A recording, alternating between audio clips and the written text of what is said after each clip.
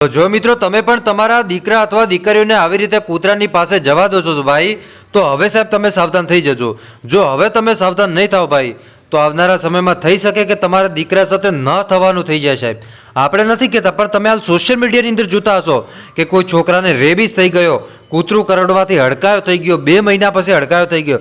તો સાહેબ શા માટે તમે કૂતરીનું ધાવણ ધાવો, મને એ ખબર નથી પડતી।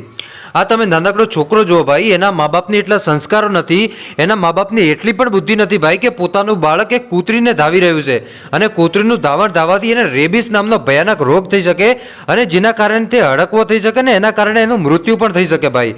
આ તમે જુઓ છોકરો ખુલ્લેઆમ, એની આજુબાજુ તમે જુઓ નાના નાના કરકુલા ભાઈ, જે ગલુડિયા હોય, ગલુડિયા ધાવી રહ્યા છે ને એની બાજુમાં એક છોકરો ધાવી રહ્યો છે। તમે જુઓ સાહેબ, આ વિડીયો ભલે તમને રમૂજી જેવો લાગતો હોય, ફની લાગતો હોય, પણ હકીકતમાં મારા ભાઈઓ આ વિડીયો ફની નથી, સમજી જાઓ। હજી પણ તમને હાથ જોડું, ગામડામાં લોકો સમજતા નથી મારા ભાઈઓ।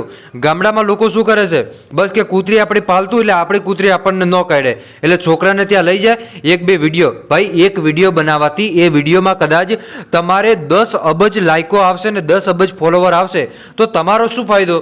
જો તમારો દીકરો જ સુરક્ષિત રીતે આ દુનિયાની અંદર ન હોય અને આ દુનિયા છોડીને જતો રહ્યો તો કેટલું બધું દુઃખ થાય ભાઈ।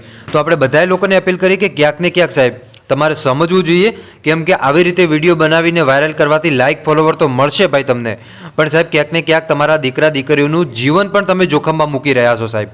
તો ક્યાંક ને ક્યાંક સમજી જજો ભાઈ, લાઇક ફોલોવરના ચક્કરમાં આવી રીતે વિડીયો ન બનાવતા, કેમ કે અત્યારે તમે બનાવી દો છો, પરંતુ 2, 4, 6 કે 1 વર્ષ પછી રેબીસ નામનો ભયાનક રોગ થઈ શકે, બરોબર, અને જેનાથી માણસ હડકાયો પણ થઈ જાય ને એનું જીવવું ખૂબ જ મુશ્કેલ બની જતું હોય છે ભાઈ। તો બધાને અપીલ કરું મારા ભાઈઓ, વિડીયોના માધ્યમથી ને તમામ લોકોને શેર કરજો, જેથી કરીને લોકો સમજે ભાઈ, અને કૂતરાઓથી આપણે દૂર રહેવાનું હોય। કૂતરાનો રોટલો આપો એ સારી વસ્તુ છે, પરંતુ કૂતરીનું ધાવણ ધાવવું એ સારી વસ્તુ નથી મારા ભાઈઓ। બસ આજ માટે આપણે આટલું રાખીએ, મળીશું આપણે નવા વિડીયોમાં। ત્યાં સુધી બધાને જય માતાજી, જય દ્વારકાધીશ। આગળ પણ આવવાનો સપોર્ટ કરતા રહેજો, ધન્યવાદ।